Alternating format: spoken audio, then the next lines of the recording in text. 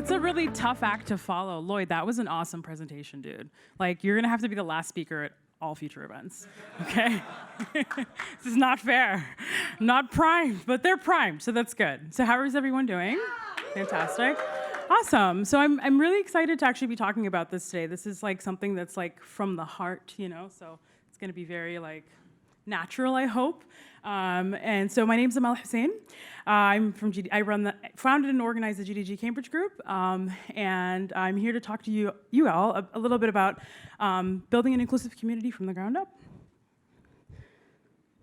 Oh no. Okay, cool. All right, so a little bit about me. So I'm a senior software engineer. I'm a first generation. I was born in New York City, grew up in Dubai, came back to Boston, like third culture child, very lot going on culturally. I love the open web. I do a lot with open source. I'm a podcaster, multilingual, love traveling. I'm like country 34 or something like that. So a little bit, again, Cambridge, we're not Cambridge, United Kingdom, Cambridge, Massachusetts. And I don't know if you all noticed something really special about this, but notice anything, the new logo?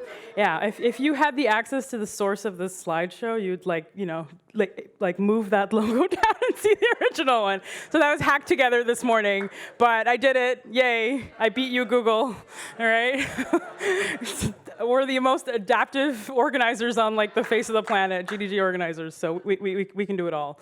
And so fun and interesting fact about Cambridge, right? So you're thinking MIT, Harvard, it's like, what I like to call Silicon Valley original, you know, really, because, you know, Cambridge is really just the birthplace of just so much. I highly encourage all of you to come if you've never been. And anybody who knows me well knows I love my city, I love Boston, I love Cambridge. And it's really just a fantastic place to be doing any type of community organizing in specific tech, right? So the Red Line is a train that one of our trains that runs between Boston and Cambridge, and there's more Nobel laureates that ride that train, you know, than like it's the highest concentration of Nobel laureates like in the world, and so it's an awesome place. But with that comes a lot of challenges, right? Because you're thinking, oh, you know, it's Cambridge. Mel, you have it easy, you know. You just throw the seed and the plant grows, you know. And that's not actually the case. Like having, you know, being in a Silicon Valley, being in a Boston, being in a New York means you have to work 20 times as hard to get people to even like want to come to your event, right? Like, why are you relevant, you know? I could be going to this thing and this thing, you know, I've been going to this thing for years, like, you know, why take a chance on you, you know? And so you have to work really hard. And in order to work, like what's a key factor of like making any community interesting and inclusive? And it's to be honest with you, it's meeting a bunch of people who you share values with and interests with who are different than you. You know, it's this trifecta of like, we're different, but we're the same, and you're interesting, and oh my God. And I have to say that even though, oops, I'm sorry, formatting messed up there, but you guys get the, you guys get the deal. So even though we have, you know, even though we have, even though we're in Cambridge, it's actually really, really hard to, you know, get people to show up at your events because there's so much going on. We, as GDG Cambridge, have managed to actually have a really engaged community that's super diverse. And like, I have a few secrets. I have some theories on why.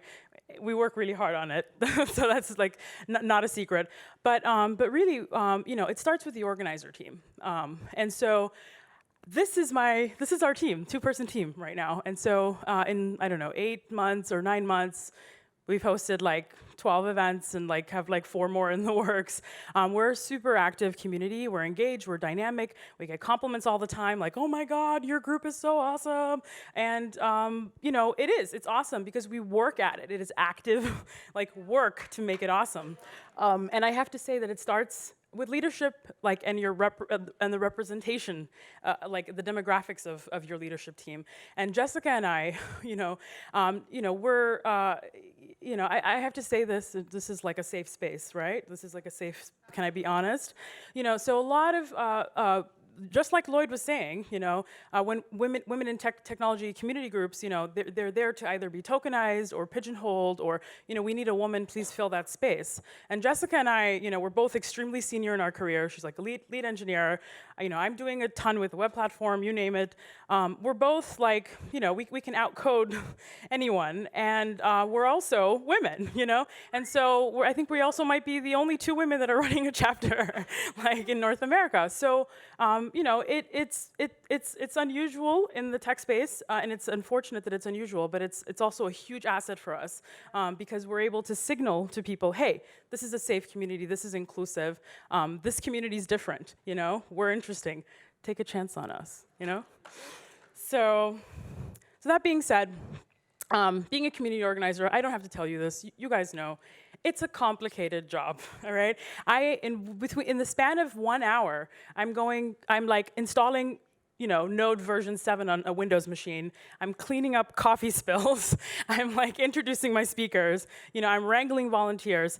The community organizer pie, I like to call it, is a big one. And this is actually like really high level.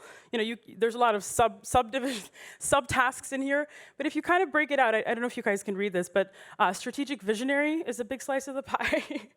Project manager, tech support, hype person, like Rio, you're a hype person. Do you want to hype my talk right now? You want to do it? Yeah, right. You're a hype person. You're a procurer of things, food, swag, you name it. You're a cleaner, you're a speaker. There's so many things. Like, we are so multifaceted. In fact, like, we are kind of like the world's most awesome people, and can, like, maybe we give ourselves like a round of applause. And most importantly, I don't know if you can read this, I hope you can, we're magicians, because we make something out of nothing, all right? And it is the hardest thing to do. It is the hardest thing to do, like this room is empty, like Kubra, she made something, Kubra and her team made something out of nothing, and it's a magical thing to like bring people together, And so going back to this, how do I go, what's the back button on this? Red?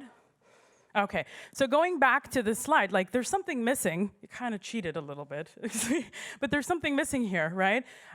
Which is really like, what about diversity and inclusion? Like, isn't that part of our jobs as organizers? Isn't that part of the isn't that part of the pie, Amal? And I am saying that for us, in particular, GDG Cambridge, it's not part of the pie. It is the crust. It is in everything that we do, and so. When you're a speaker, you're speaking in an inclusive way. When you're, project managing, you're being intentional and you're planning for diversity and inclusion. It's from having pronoun stickers to being intentional about your speakers. It's about outreach to different community groups. It's intentional. It's intentional work, and it's part of the fabric of like everything that you should do as an organizer. And it is for me. It is for us at GDG Cambridge. And so I'm looking to grow my team. Jessica and I want to dominate the world. We have so many things that we want to do. And I'm really sad she couldn't be here today. You guys will hopefully meet her next year. Or if you come to Cambridge, greatest city in America, after Boston and New York. So my criteria for an organizer is one, like it's a pyramid for me. We have to share values. If we don't share values, we can't work together. Like it doesn't matter if somebody's from Timbuktu and I'm from Cambridge. If we share the same values, we can work together. And so it starts there. So when you're recruiting for your teams, when you're doing like your yearly kind of planning, I would encourage you, to do some exercises with your co-organizers. Like, do we share the same values? What do we want to do? Do we have the same vision? To take the opportunity to do that. I mean, this is serious work you're doing here. You're not just bringing people together and like talking about technology. Like you're pushing the needle, right? You have an opportunity as a speaker. You have the stage to push the needle. And so shared values. Do we share interests? How are we different? What are the different skills that you bring to the table? And how can you kind of complement me, in the vision that I have for this group? And lastly, and most importantly, do we share values on, diversity and inclusion, right? And so that is like a very important question you should be asking any new organizer, co-organizer, existing organizer, and really, have those difficult conversations because it's worth it. It's worth it because it really, like Udom said this morning, it literally pays, pays dividends because you have an engaged community, a diverse community. You get to be part of this really cool social experiment, and reap the rewards of it. And so, so what is diversity and inclusion for GDG Cambridge? Well, I can start with what it's not, right? It's not a checkbox, it's not an afterthought, it's not lip service, and it's not for show. For us, it's about intentional active work. It's about really shifting priorities. Hey, great. We have 30% women representation, fantastic. How diverse is that 30%? Are they all kind of with the same age, right? Do we have enough people that are experienced? Do we have enough people that are entering tech? Like it's a full spectrum, and you should constantly be trying to like push yourself and keep up with the shifting targets of your demographics. It's hard and ongoing work, and it's extremely rewarding, as I said earlier. And so one of the big reasons for the success of like having a decent inclusion in our community, I say decent because it's not perfect, it's not where I want it to be, we've been really good about women tech makers within our community. We've been really, intentional about having that space and having that space be within our GDG community. So for us, we have our larger group and we have women tech maker events within that group. And so when we do that, what it signals to the non-women tech makers in our community,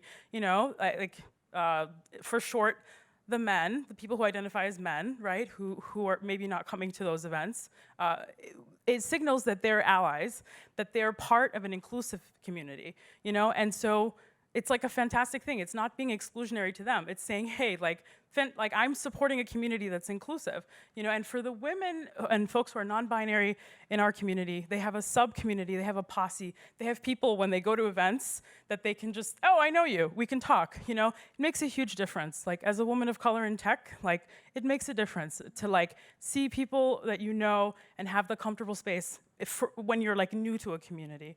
It makes a huge difference. And so I'm gonna just show you a case study of I don't have a lot of time for this talk, obviously. I'm just gonna give you a little snapshot of just something recently that I did, okay, to grow my Women Tech Makers community. So I hope you guys can all see this. Do you guys recognize anything in this photo? Maybe. Well, yes, yeah, women. Yeah, you recognize the laptop? That okay. Oh, I see. You're using the computer vision API lately. Great, congratulations. So, he's just been doing a lot of ML kit work. So that's me on your, I guess, right. That's me on your right. And that tweet is dated March 27th, and which means that is during a time period where Cooper was waiting for these slides. While Cooper was waiting for my slides, I was busy building my community. So that's a new community that just started in Boston. It's actually part of a national organization, which I really am excited. I'm happy to highlight this because you guys should all go home and look them up. Women in Machine Learning and Data Science. And they just had their first event in Boston. I went, and I was an attendee, and I got to connect with everybody there. I got to connect with the organizer of that event. I'm hosting a machine learning event April 16th, literally. I was like, hey, we should co-host this event. It's all set and ready to go. Co-hosting just means I want your community there. I want to feature you guys.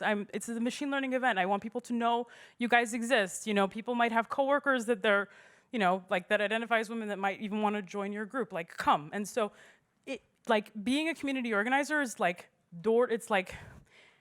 there's nothing you can, there's very few things you can automate. And the stuff that you can automate is not actually the meaningful work, The actual stuff, the grit of community organizing is door to door, person to person, relationship building.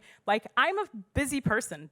If you look at my schedule, it's kind of insane, all right? I do a lot. I have an extremely busy job. I had to prep for this talk.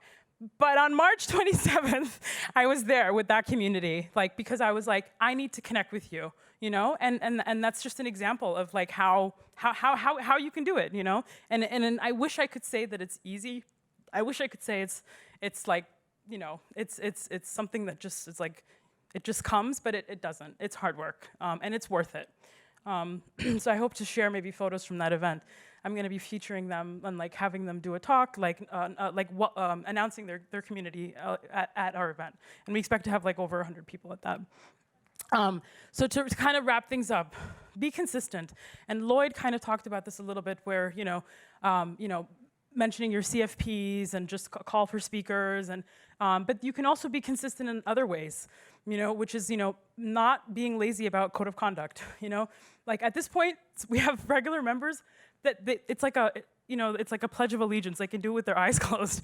You know, they can do our intro spiel with their eyes closed, because we're always mentioning it's a safe space. We're talking about our Women's Tech Makers program, like regardless of what the event is.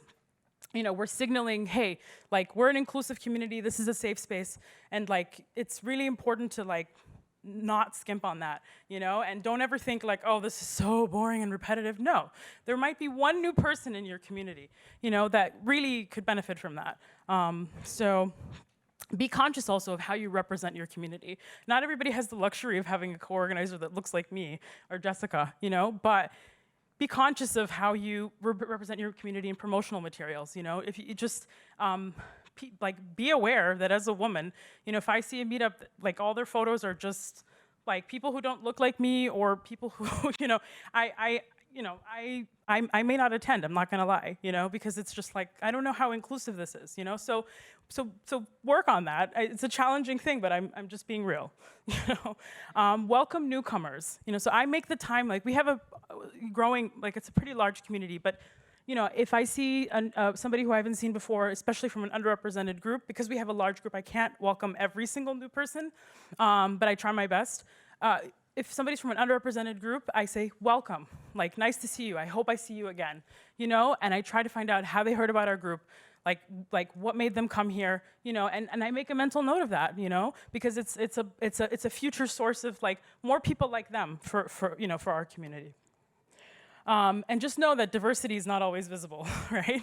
And so people have like different lifestyles. Oh, sorry, this is one of the slides that need to be refreshed. But basically, people have different lifestyles, genders, ages, social classes, you know. So diversity is a big spectrum. Don't just be focused on one avenue of it. Google has decided to focus on gender diversity because it's the easiest and most visible. But even that's getting complicated, right? And so what are some things I want to change for my community? I'm still not happy with the numbers. And to be honest, like when we have events like machine learning events or cloud events, the diversity numbers like plummet, especially if I don't have time to go and market. Like, you know, if I don't have time to like go and reach out to this community and this community, it changes. And so for certain events, you have to work harder if you want to maintain the like level of kind of diversity within your community. So just be conscious of that.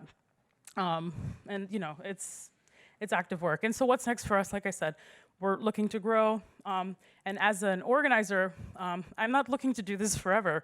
I have lots of problems I want to solve for the world. And it's really important to me that I mentor my organizers to take over. And succession planning is something that's really important, and I want to be able to have enough time and overlap with new organizers so that I can instill my values in them, you know, and that I can be there to mentor them. So that's something that's also next for us, you know.